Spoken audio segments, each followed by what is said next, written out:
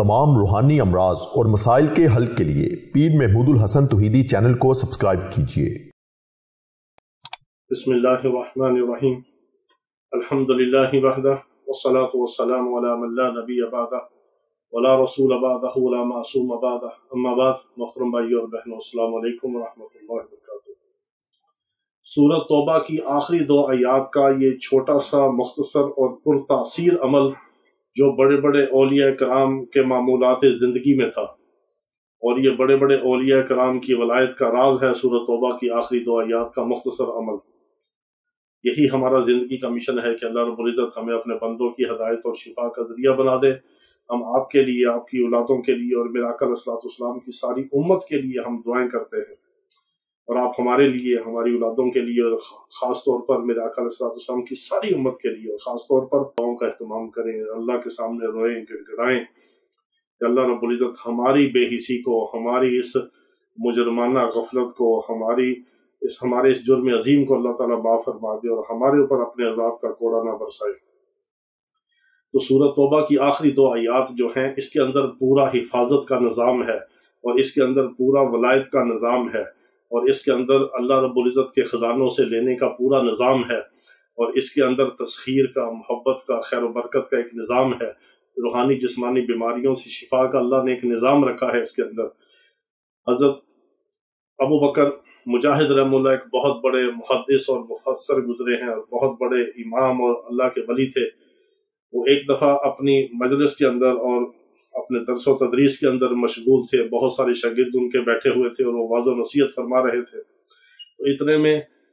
حضرت شبلی رحمہ اللہ وہاں پر آئے، اور حضرت شبلی جو تھے وہ ان کے وقت کے ایک مجذوب تھے،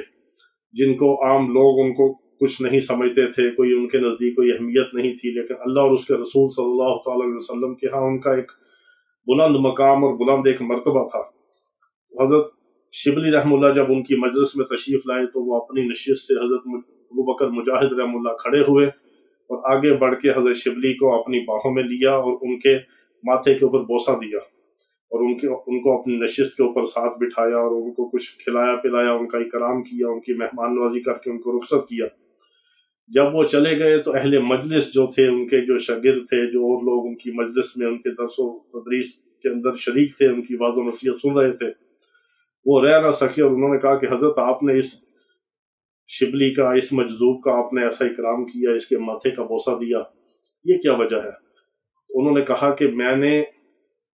خود بوسہ نہیں دیا، بلکہ میں نے رسول اللہ صلی اللہ تعالی علیہ وسلم کو خواب کے اندر زیارت کی، اور یہ دیکھا کہ آقا علیہ الصلوۃ والسلام اپنی محفل میں تشریف فرما ہیں، اور حضرات صحابہ کرام رضوان اللہ تعالی علیہم اجمعین آقا علیہ الصلوۃ والسلام کے چاروں طرف حلقہ بگوش بیٹھے ہیں۔ تو میرے آقا علیہ الصلوۃ والسلام کی محفل کے اندر حضرت شبلی آئے، اور آقا علیہ الصلوۃ والسلام نے ان کو اپنی باہوں میں لیا اور ان کے ماتھے کے اوپر بوسہ دیا۔ تو میں نے پوچھا کہ یا رسول اللہ صلی اللہ علیہ وسلم، ان کا یہ اعزاز اور اکرام آپ نے فرمایا، ان کا کون سا خاص عمل ہے؟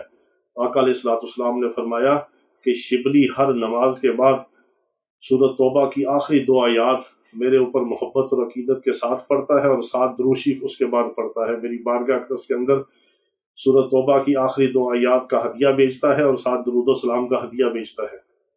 انہوں نے کہا کہ میں نے اس لیے ان کا اعزاز کیا کہ میں نے اپنے آقا علیہ الصلوۃ والسلام کی زیارت فرمائی، اور زیارت کے بعد میں نے یہ دیکھا کہ آقا علیہ الصلوۃ والسلام نے اس عمل کی برکت سے ان کا وہ اعزاز فرمایا ہے، اس لیے میں نے آقا علیہ الصلوۃ والسلام کی سنت مبارکہ پر عمل کرتے ہوئے میں نے بھی ان کے ساتھ ویسا ہی معاملہ کیا۔ تو حضرت شبلی رحمہ اللہ ہر نماز کے بعد ایک واقعے کے مطابق 7 بار، ایک واقعے کے مطابق 3 بار، لیکن 7 بار کا جو ہے وہ زیادہ اہم ہے، کیونکہ میرے آقا علیہ الصلوۃ والسلام کا فرمان مبارک بھی ہے کہ جو 7 بار صبح 7 بار شام سورۃ توبہ کی آخری آیت کو پڑھتا ہے، اللہ رب العزت دنیا اور آخرت کے سارے غم اور ہم کے لیے اس کے لیے کافی ہو جاتا ہے۔ یعنی اللہ رب العزت اس کو دنیا اور آخرت کے سارے غموں سے، فکروں سے، ٹینشنوں سے، پریشانیوں سے، فقر و فاقے سے، بیماریوں سے، رسوائیوں سے، تنگ دستیوں سے نجات عطا فرما دیتے ہیں۔ تو آپ بھی صبح و شام نہیں تو ہر فرض نماز کے بعد ایک چھوٹا سا عمل ہے سورۃ توبہ کی آخری 2 آیات، لیکن اس کی ترتیب یہ ہے کہ پہلے درود شریف 1 بار، درود ابراہیمی، اس کے بعد 7 بار سورۃ توبہ کی آخری دعائیات کو پڑھ کے فوراً ہی 7 بار آپ نے چھوٹا سا کوئی درود شریف ملا کے میرے آقا علیہ السلام کی عقیدت کے ساتھ، محبت کے ساتھ آقا علیہ السلام کی بارگاہ اقدس کے اندر ہدیتاً توفتاً پیش کریں،